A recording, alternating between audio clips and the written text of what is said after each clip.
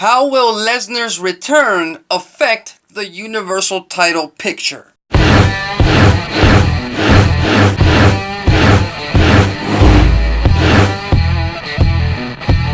Welcome back to the ACB Wrestling Talk channel, your main source for wrestling news, topics, discussion, previews, all that kind of good stuff.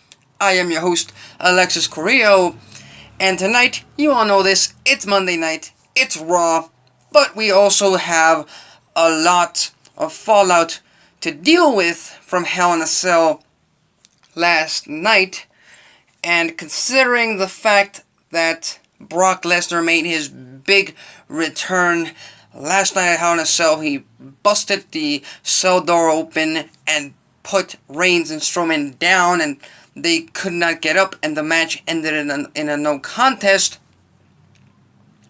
There are a lot of fans obviously pissed at that because, first of all, it's the main event of a pay-per-view. Second of all, it's the Universal title match. Third of all, it's Hell in a Cell where there are no DQs, there are no countouts, and obviously everyone is pissed off at the fact that there was a no contest.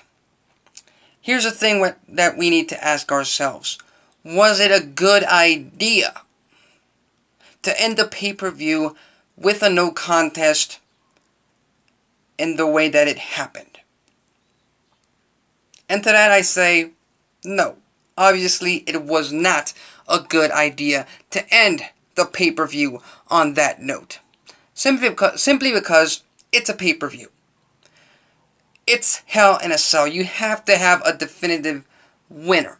But one thing they did accomplish by having this kind of ending was having people talking and having people wait to see how they're going to explain this whole apparent debacle on Monday Night Raw. Because the job of not only every Raw and SmackDown and every pay-per-view is to build up storylines, but it is also to leave cliffhangers and to make people want to tune in to the next event. I get it. You know, you spent your money, you want a definitive result. But at the end of the day, you got a great pay-per-view in Hell in a Cell. You got a great pay-per-view, you got a great night of action. Kind of ruined it by how the main event ended. I get that, but overall, it was a good pay-per-view. And now we'll just have to wait and see what happens on Monday Night Raw. How does Lesnar enter this whole equation?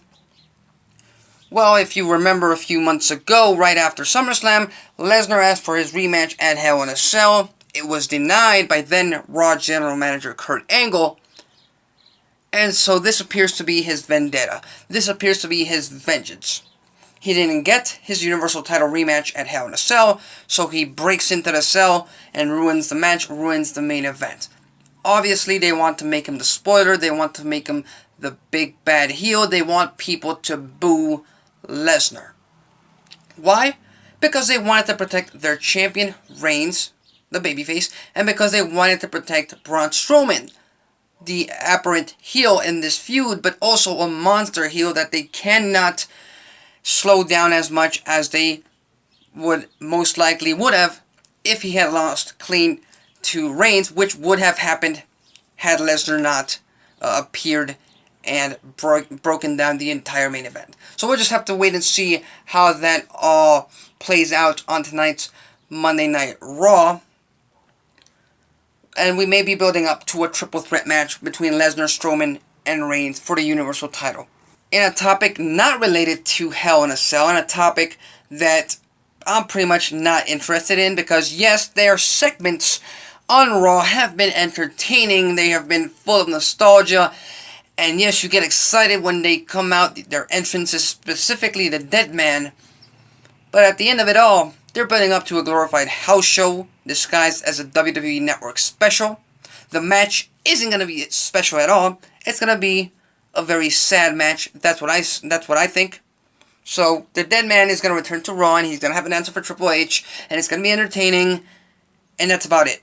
I'm not excited for Super Showdown on October 6th. Like I said, glorified house show, and that's that. I don't think anything involved in this match is going to change my mind. That's what I think about that. Back to Hell in a Cell. Do the Shield and the Dogs of War have unfinished business? And on this particular topic, I just have to say, it is a very, very good option for WWE to put the tag titles on Rollins and Ambrose as the Shield. It is a perfect opportunity for them to put those titles on them simply because they are the Shield brothers. They are the Shield brethren. They sell merch. They want those guys on top of the Raw roster. And putting the tag titles on them would make sense. However, yes, I did predict Rollins and Ambrose would win the tag titles at Hell in a Cell. And that obviously did not happen. And I'm okay with that. I figured after Strowman did not walk out with the Universal title in his hands, it probably made sense that the pack wasn't made to look that weak on that night.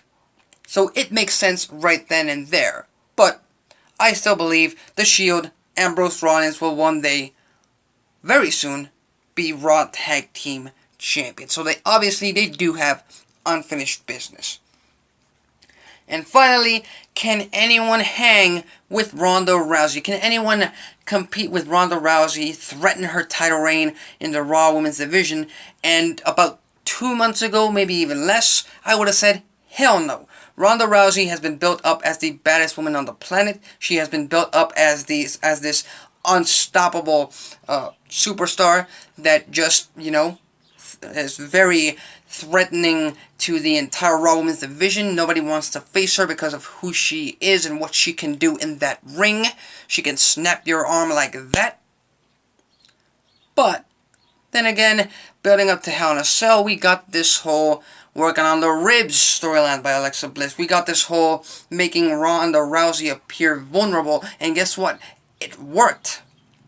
It made for a much more interesting match at Hell in a Cell. It made for a much more interesting feud leading up to the pay-per-view. And although I do believe that Nikki Bella will be the #1 contender for the Raw Women's Championship at Evolution, I do think the Raw Women's Division is wide open to threaten Rousey for the title. Because now it's not a sort of, you're facing off against this MMA-based badass. Now it's a case of find a weakness, find a body part you can exploit, work on it, and use that as your strategy, and then you have a chance to make Rousey tap, or then you have a chance to pin Rousey and take her title. Because before that, it appeared that yes, Rousey is unstoppable. She's going to hold the title up until WrestleMania. And I still believe that. But you still have to create the illusion that a Bayley, that a Sasha Banks, that a returning Nia Jax, that a future Ruby Riott could be a threatenable challenger to Rousey's reign. So that's what I believe. That's how I see it. That's how I see all these story points leading up to Monday Night Raw tonight. But we have yet to see what's going to happen for sure on tonight's edition of Monday Night Raw. So make sure you tune in to find out all of the Hell in a Cell fallout and how WWE explains all of this uncertainty around specifically the Universal title picture. So anyway, those are my thoughts. That's the Raw preview for this week. If you like wrestling news, if you follow wrestling news, topics, discussion, previews, all that kind of good stuff, consider subscribing. If you like this video, hit the like button. If you dislike this video, hit the dislike button and leave some feedback. What could I have done better? What did you not like? What could I have worked on? Leave it on the comments section below. That's it for me. Till next time.